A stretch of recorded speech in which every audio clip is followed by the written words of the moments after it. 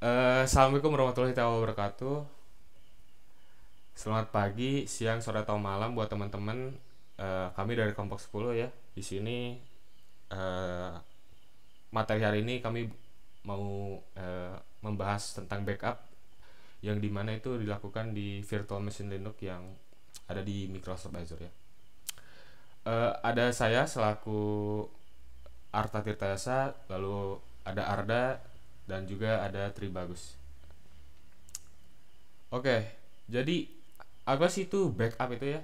Jadi data yang merupakan catatan informasi yang dikumpulkan dalam suatu wadah atau platform ya, agar dapat ditemukan dengan mudah ketika diperlukan kemudian di kemudian hari ya. Jadi data itu disimpan baik-baik dan juga dikelompokkan berdasarkan kategori masing-masing.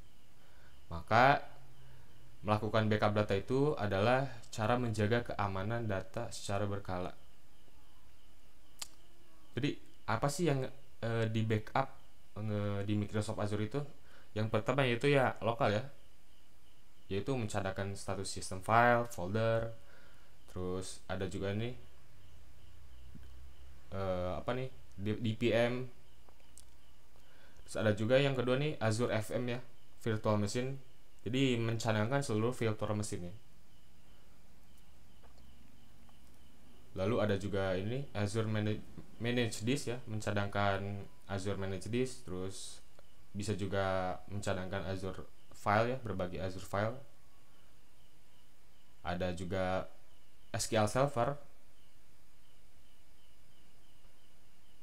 Terus ada database, ada server Azure Database, terus ada Blob Azure.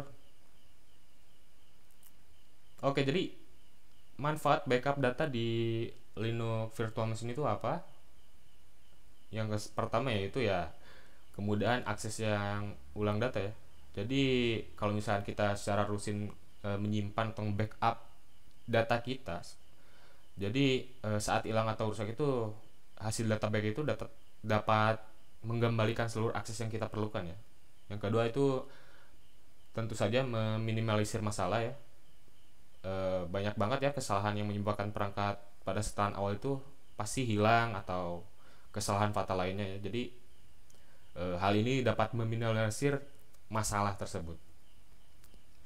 Oke, yang ketiga itu jalan keluar atas serangan malware ya.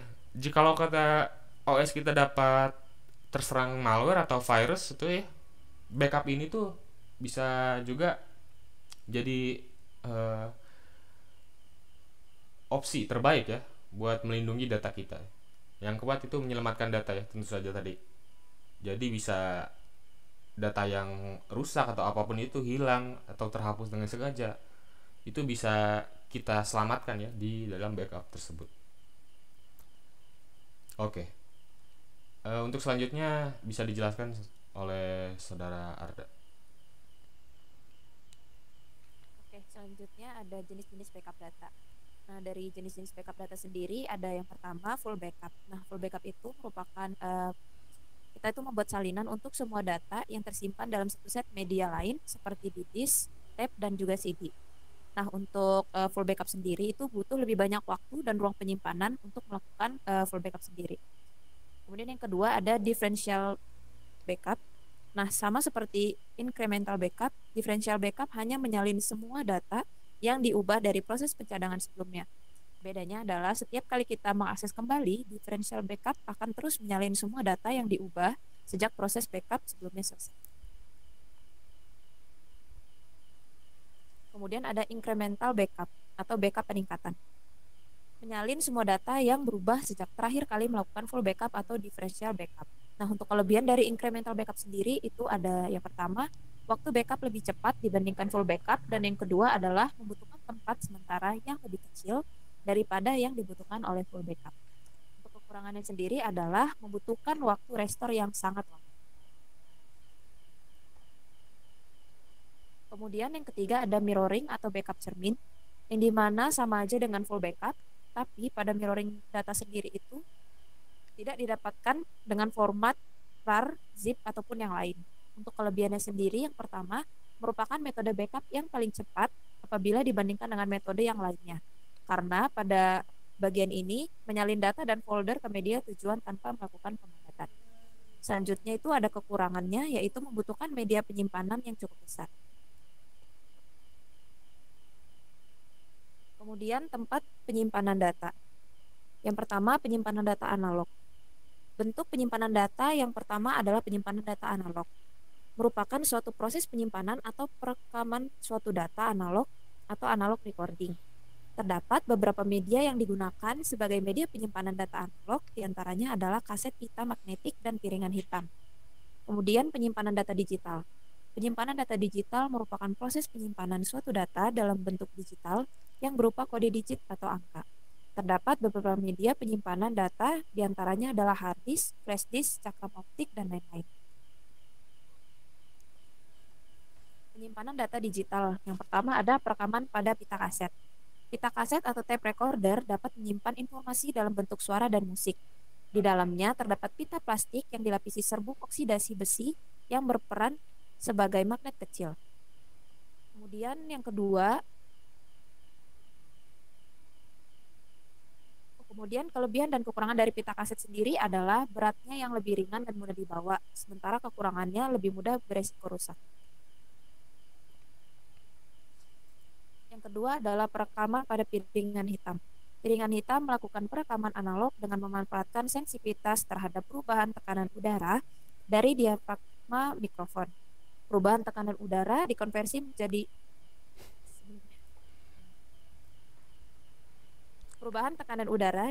menjadi getaran jarum yang menggores membentuk alur pada piringan.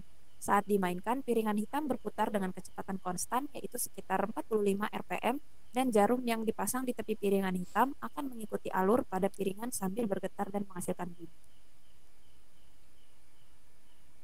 Kelebihan dan kekurangan dari piringan hitam yaitu beratnya lebih ringan, dan kekurangan sendiri adalah harganya yang lebih mahal daripada CD atau pita kaset.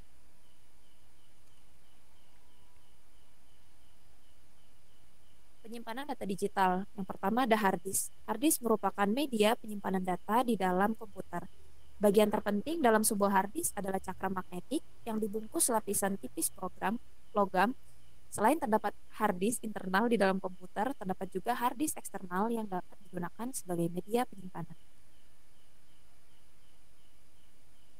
Kelebihan dan kekurangan hard disk. Yang pertama, kapasitas besar, pembacaan data lebih cepat, relatif tahan lama, storage yang cukup aman, dan untuk kekurangannya adalah harga yang relatif mahal dan bentuk fisik yang relatif besar dan berat. Selanjutnya akan dilanjutkan oleh Saudara Tribadis. Yang kedua ada flash disk. Flash disk merupakan salah satu media penyimpanan data digital eksternal. Flash disk memiliki IC atau chip memori yang berperan dalam penyimpanan data. Chip memori dalam flash disk menggunakan gerbang logika NAND dalam penyimpanan data. Kelebihan dan kekurangan flash disk. Kelebihannya, pertama, bentuknya yang kecil hingga mudah dibawa. Harga relatif murah. Kekurangan flash disk, pertama, karena bentuk yang kecil hingga rawan hilang. Yang kedua, removable storage hingga data rawan rusak. Yang ketiga, ada cakram optik. Cakram optik merupakan media penyimpanan data berbentuk cakram tipis yang menggunakan teknologi laser dalam penulisan datanya.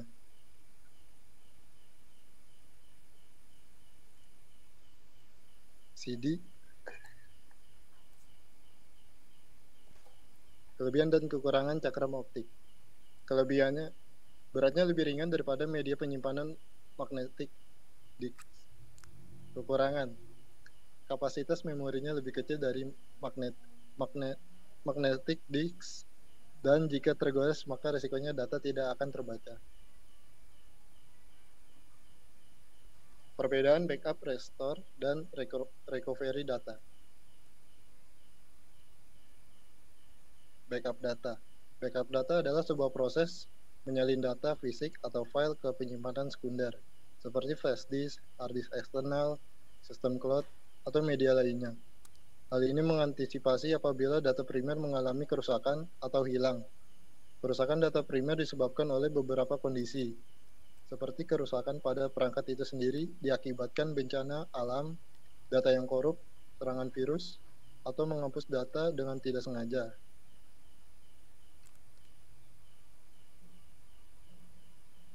Manfaat backup data yaitu memberikan kemudahan untuk mengakses file dengan cepat, melindungi perangkat dari kehilangan daya, dan memulihkan sistem operasi yang gagal.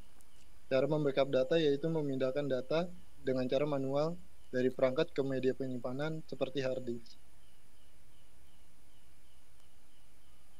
Restore data. Restore adalah proses mengembalikan sebuah data atau file ke tempat semula. Misalnya ada data yang terhapus secara tidak sengaja, maka file data tersebut masih dapat dicari dalam recycle bin komputer untuk kemudian dikembalikan ke tempat lokasi semula file itu berada, di suatu folder tertentu. Ada dua jenis restore data. Pertama adalah sistem restore, dan yang kedua adalah sistem image backup.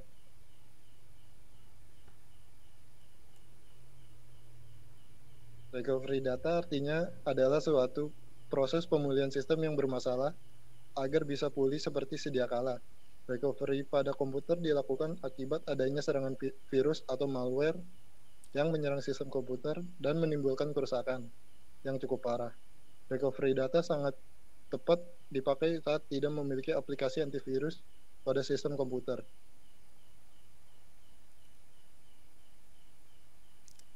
Oke, mungkin sekian materi ini. Kita bisa dilanjut lagi bagaimana caranya mempraktekkan kita nge-backup data di virtual machine Linux di Microsoft Azure.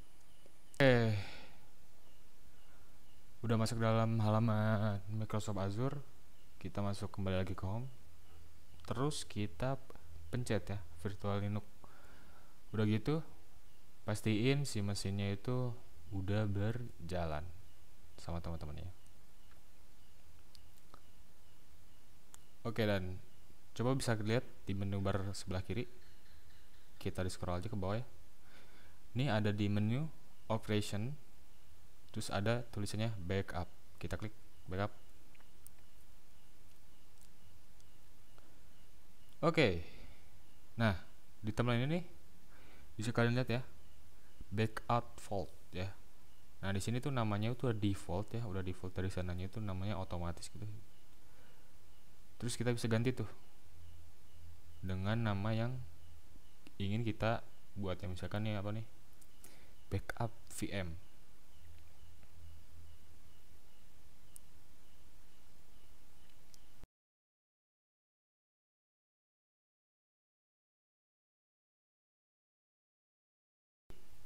Udah bisa nih, udah berjalan. Resource groupnya default aja, soalnya pengen yang kita itu administrasi system. Kita scroll ke bawah, dicek lagi. Oke.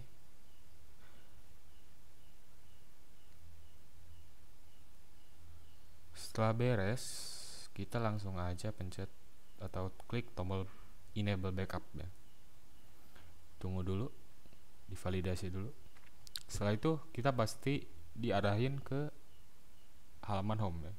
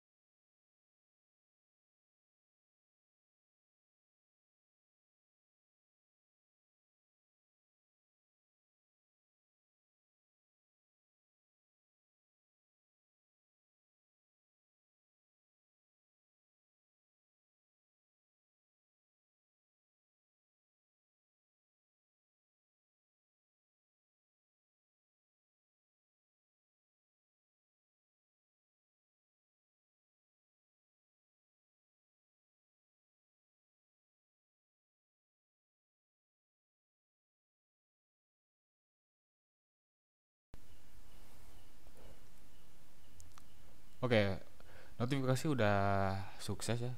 Coba bisa dilihat sama teman-teman, deployment sukses. Oke, langkah selanjutnya kita ngebuat recovery point.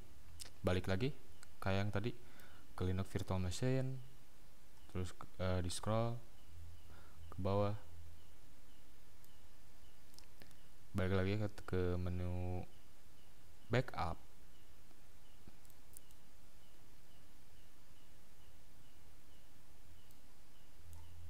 Oke, ada tuh di sebelah kiri, tab sebelah kiri tuh ada tulisan backup now.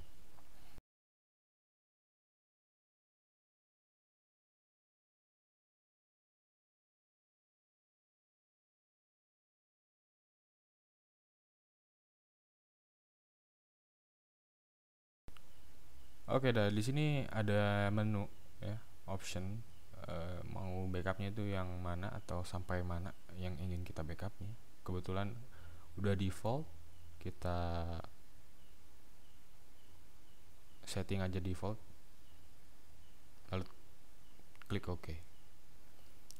Oke, hal ini memakan waktu yang agak lama ya buat nge-backup.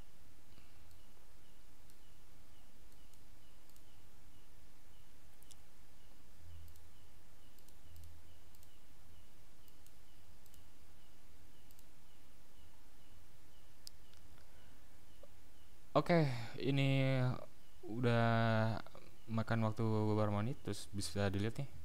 Hal ini udah sukses nih. Bisa dilihat nih. Ada time, ada konsistensi, terus recovery time-nya itu udah ada. Berarti hal ini udah berhasil kita lakukan, melakukan backup data di virtual machine Linux Microsoft Azure. Terima kasih.